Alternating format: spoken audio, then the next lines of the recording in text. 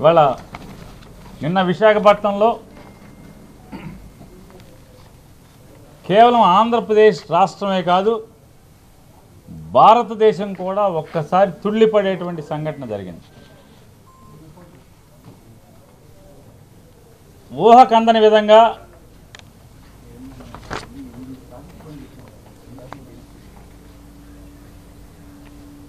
$25,000 కిలోల మత్తు పదార్థాలు ఒక కంటైనర్లో విశాఖపట్నం చేరుకున్నటువంటి డ్రగ్స్ని సిబిఐ ఆ డ్రగ్స్ అన్నీ కూడా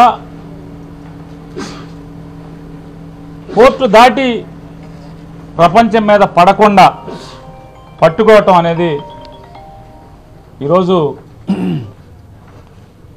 ఒక ఆంధ్రప్రదేశ్ రాష్ట్ర యువతే కాదు భారతదేశ యువత మొత్తం కూడా అదృష్టవంతులని మనం చెప్పుకోవాల్సిన పరిస్థితి. ఇవాళ అంత పెద్ద ఎత్తున మనందరి అదృష్టవశాత్తు బయటికి రాకుండా పట్టుబట్టడం అనేది అదృష్టం అయితే ఇవాళ దాంట్లో ఉన్నటువంటి లావాదేవీలు జరిపినటువంటి సంస్థలు వ్యక్తులు ఎవరు అనేది సిబిఐ కానీ ప్రపంచం కానీ ఆంధ్ర రాష్ట్ర ప్రజలు కానీ అజగట్టుకోక మునిపే ఒక్కసారిగా చంద్రబాబు నాయుడు గారు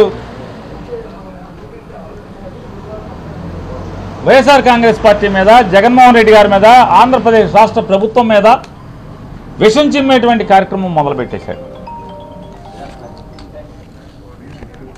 ఎంత కిరాతకంగా దుర్మార్గంగా ఎవరయ్యా ఈ వ్యక్తులు అని మాట్లాడుతుంటే చూస్తుంటే ఇవాళ ఏంటి చంద్రబాబు ఎందుకు వచ్చాడు, అసలు ఇంకా సిబిఐ నోరిప్పలేదు, ఎవరి వ్యక్తులు ఏంటి కంటైనర్ ఏంటి అని మీడియా కానీ ప్రపంచం కానీ అజగనుకోక ముందే ఆయన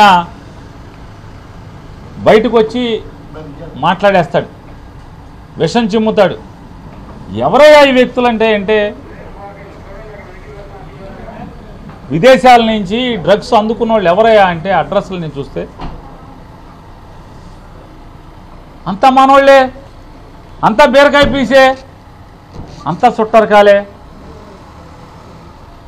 మరిదికి చుట్టం వదినికి చుట్టం, వ్యాపారాలు భాగస్వామ్యం వాటాలు అంతా వీళ్ళే. విషం మాత్రం జగన్మోహన్ రెడ్డి గారి మీద. ఎందుకు 45 ఏళ్ల ఇండస్ట్రీ, 14 ఏళ్ల ముఖ్యమంత్రి, 75 ఏళ్ల వయసు,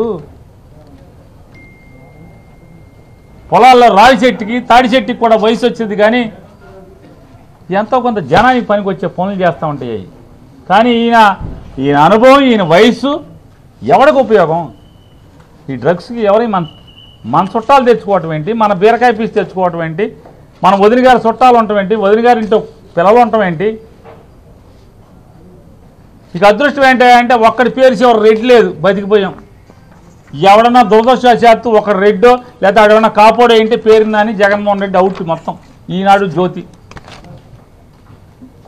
అసలు మీ చుట్టాలు దొరికితేనే మామూలుగా మీ చుట్టాలు డ్రగ్స్ తెప్పించారంటేనే జగన్మోహన్ రెడ్డి తెప్పించారని విషయం చెబుతూ ఉంటే, అందుకోసమే ఎలక్షన్ కమిషనర్ గారిని కలిసాం. అయ్యా దీన్ని లోతుగా విచారణ చేయాలి. తెలుగుదేశం పార్టీ మాకు భయాలు అనుమానాలు ఉన్నాయి, ఈ రాష్ట్ర ప్రజలకి వైఎస్ఆర్ కాంగ్రెస్ పార్టీకి ఆందోళనలుగా ఉన్నాయి. బ్రాందీ పంచేటువంటి స్థాయి నుంచి దాటి ఈ రాష్ట్రంలో ఓటు కోసం డ్రగ్స్ ఏమన్నా పంచిపెడతాకి తెచ్చాడా చంద్రబాబు? ఆయన కొడుకు ఒక్కసారి లోతుగా దీన్ని విచారణ చేయించి త్వరితగతిన దీన్ని అరకట్టండి. ఈ ఓడనకాల మరింకో ఓడ కానీ మరొక మార్గంలో కానీ తెచ్చేటువంటి ప్రయత్నాలు చేసేటువంటి అవకాశాలు మెండుగా ఉన్నాయి. ఎందుకంటే ఇతను తిరిగేదంతా చేసిన సావాసాలన్నీ కూడా దొంగలతోనే. 5 ఏళ్ళు ముఖ్యమంత్రిగా ఉన్నప్పుడు ఇట్లాగే సింగపూర్ నుంచి ఒక దొంగను తెచ్చి మొత్తం రాత మర్యాదలు చేసి ప్రభుత్వాన్ని అప్పజెప్పేశాడు. కొత్త అల్లుడిలాగా మర్యాదలు చేసేవాడు, అతన్ని అడ్డం పెట్టి ఇవాళ అదే సింగపూర్ మంత్రి జైల్లో ఉన్నాడు. పాపాలు చేశాడు, దోచాడు సింగపూర్ని చెప్పని, తప్పుడు వ్యాపారాలు చేశాడని చెప్పని, లంచాలు తీసుకున్నాడని చెప్పని. కాబట్టి ప్రపంచవ్యాప్తంగా చంద్రబాబు నాయుడు ఎప్పుడు అధికారంలో ఉన్నా ప్రపంచంలో ఏదో ఒక దేశంలో తప్పుడుతనంతో, దొంగతనాలతో, అవినీతి పరులతో, మాఫియా వ్యక్తులతో అంటగాగినటువంటి ఉదాహరణలు కోకొల్లలుగా ఉన్నాయి. కాబట్టి అతనికి ఉన్నటువంటి పరిచయాలలో ఈ రకమైనటువంటి దిగజారి, అంటే రాజకీయాల కోసం ఎంతకైనా దిగజారేటువంటి, తండ్రి లాంటి మామని పొడిచినాడు, బావమరిదిని కాళ్ళు పుచ్చుకు లాగినాడు, వదిన గారిని తోడల్లుని మోసం చేసినాడు, ఒకే కడుపున పుట్టినటువంటి సొంత తమ్ముడిని వంచన చేసినటువంటి, అంటే రాజకీయాల కోసం ఎవడినైనా ఎంతకైనా నమ్ముకున్న వాళ్ళని కూడా ఏ రకంగా దిగజార్చి ప్రవర్తిస్తాడో మనకు ఉదాహరణలు ఉన్నాయి. కాబట్టి ఖచ్చితంగా దీని మీద లోతైన విచారణ చేయాలి. మళ్ళీ ఈ ఎన్నికల్లోపు వీళ్ళు డ్రగ్స్ తెచ్చి జనాల మీద వదిలి పంచిపెట్టకుండా ఓటు కోసం ఏమైనా చేసేటువంటి దిగజారే ప్రవర్తన చేయకుండా అరికట్టాలని చెప్పిన ఎలక్షన్ కమిషన్ గారిని కోరటం జరిగింది. ఆయన తప్పకుండా కేంద్ర ఎన్నికల కమిషన్ గారి ద్వారా కేంద్ర సంస్థలన్నీ కూడా, విచారణ సంస్థలన్నీ కూడా అలర్ట్ చేసి అటువంటి పాపాలు జరగకుండా చూస్తానని చెప్పి ఆయన చెప్పారు. అలాగే నిన్న రాత్రి ఈ విషం చిమ్మే కార్యక్రమం తన సొంత ట్విట్టర్ అకౌంట్లో చంద్రబాబు నాయుడు గారు ఏ రకంగా విషం చిమ్మాడో దీన్ని కూడా కాపీ ఆయనకి ఇవ్వటం జరిగింది.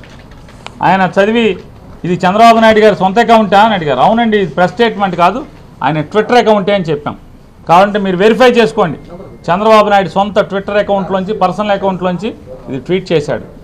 ఈ రకంగా ట్వీట్ చేయడం అనేది మోడల్ కోడ్ ఆఫ్ కాండక్ట్, ఏదైతే ఎన్నికల నియమావళి అనుసరించి ఇది తప్పుడుతనం. ఇది క్లియర్గా మోడల్ కోడ్ ఆఫ్ కాండక్ట్లో చెప్పింది. ఎక్కడా కూడా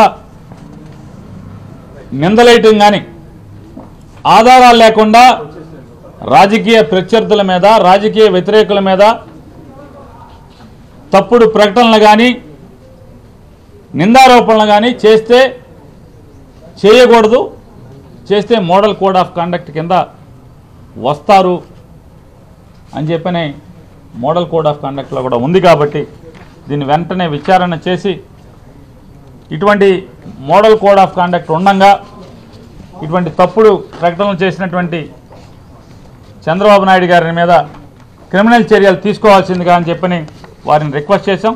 వారు కూడా తప్పకుండా దీని మీద ఎంక్వైరీకి ఆదేశిస్తాను, విచారణ చేసి దాని కింద వస్తే కనుక తగు చర్యలు తీసుకుంటామని చెప్పని కూడా ఎలక్షన్ కమిషనర్ గారు చెప్పారు, స్టేట్ ఎలక్షన్ కమిషనర్ గారు.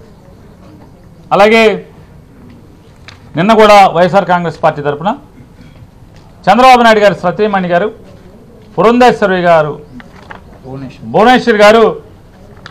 భువనేశ్వర్ గారు మన్నించండి, చంద్రబాబు నాయుడు గారు సతీమణి గారు భువనేశ్వరి గారు నిన్న ఆవిడ ఎన్నికల నియమావళికి విరుద్ధంగా పక్కన ఎన్నికల్లో పోటీ చేసేటువంటి తెలుగుదేశం పార్టీ అభ్యర్థులు, అలాగే ఎమ్మెల్సీ వీళ్ళందరూ ఉండగా ప్రజల్ని ప్రలోభ పెట్టేటువంటి ప్రయత్నం కింద వచ్చేటువంటి చెక్కుల పంపిణీ కార్యక్రమం, ఎన్నికల నియమావళికి విరుద్ధంగా ఆవిడ చెక్కులు పంచిపెట్టడం అనేది సాక్షాత్తు వాళ్ళ ఈనాడులోనే అచ్చు వేశారు. అమ్మగారు చెక్కులు పంచి పెడుతున్నారని చెప్పని, ఇది ఎన్నికల నియమావళికి విరుద్ధం కాబట్టి ఖచ్చితంగా దాని మీద చర్యలు తీసుకోమని నిన్న ఇవ్వటం జరిగింది. ఈరోజు కూడా అయ్యా సిఇఓ గారు నిన్న ఇచ్చాం, దాని మీద ఏం చర్యలు తీసుకున్నారని కూడా వారిని అడిగాం. నేను జిల్లా కలెక్టర్లకి, ఆ సంబంధిత జిల్లా కలెక్టర్కి రాస్తున్నాను, రాసి ఖచ్చితంగా ఎన్నికల నియమావళికి విరుద్ధంగా దాంట్లో చెక్ ఇవ్వటం అనేది పొరపాటు, చెక్ ఇవ్వటం అనేది కరెక్ట్ అయితే కనుక చర్యలు తీసుకోమని చెప్పని కూడా కలెక్టర్లకి ఆదేశాలు జారీ చేస్తాను, సంబంధిత కలెక్టర్ అని కూడా వారు చెప్పడం జరిగింది. ఇది మరొకసారి.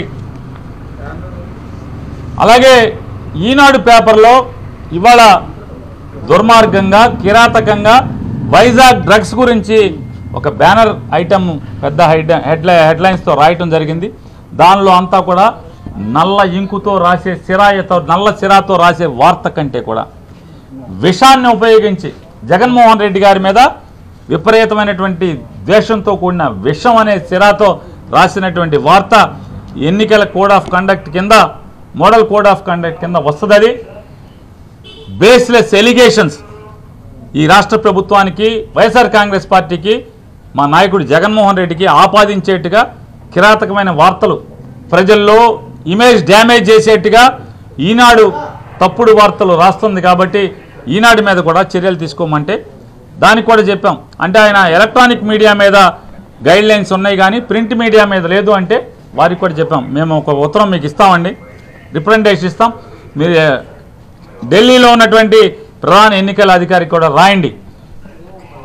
వారి ఊహలో లేకపోతే ఎలక్షన్ కమిషన్ యొక్క ఉద్దేశంలో టీవీల్లో మాత్రమే తప్పుడు వార్తలు వస్తాయి, పేపర్లో చాలా బుద్ధిమంతులు అనుకుంటున్నారేమో.